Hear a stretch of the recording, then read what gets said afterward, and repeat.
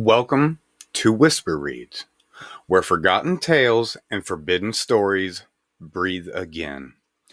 Tonight, we open a manuscript hidden from the world for nearly a century. A story of a voyage beyond the known world into a world within.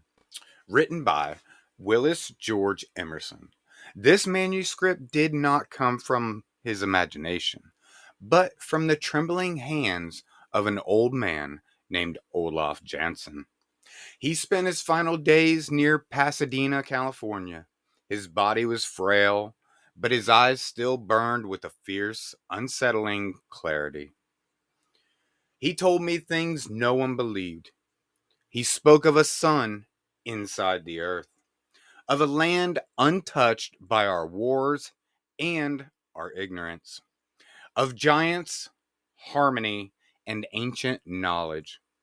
For daring to tell this story, he was mocked, locked away, and called insane. But as I listened, I could see it in him, the deep, immovable conviction of someone who has seen what others cannot imagine.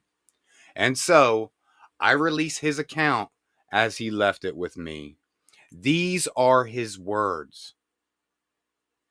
I am Olaf Jansen, and what I speak is truth. For 28 years, the world called me mad.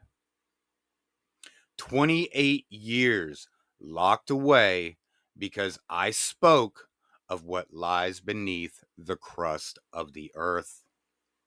But I was sane. I am sane. And before my life fades, I will set down the journey my father and I began in the summer of 1829. A journey that took us beyond the known world and into a world unknown.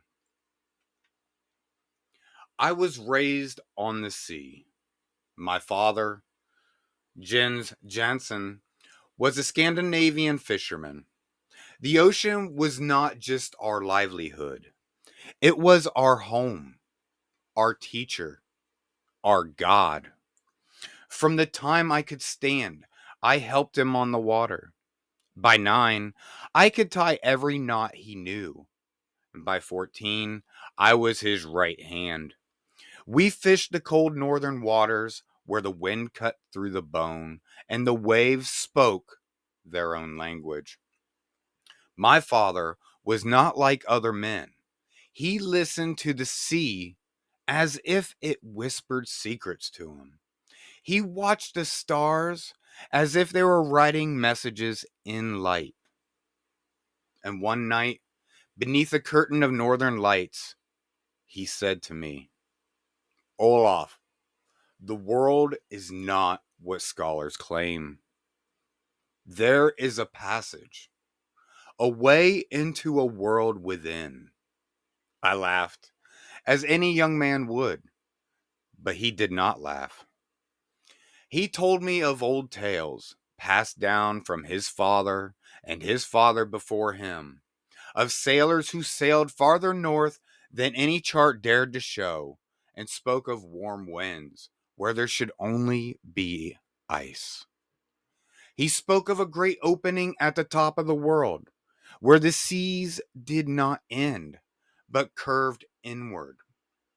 At the time, I thought them just stories, legends meant to pass time on cold nights.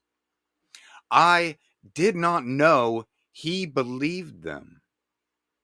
In the early summer of 1829, my father began making preparations for a voyage.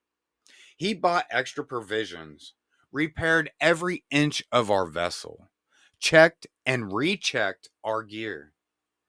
But he told no one our true destination.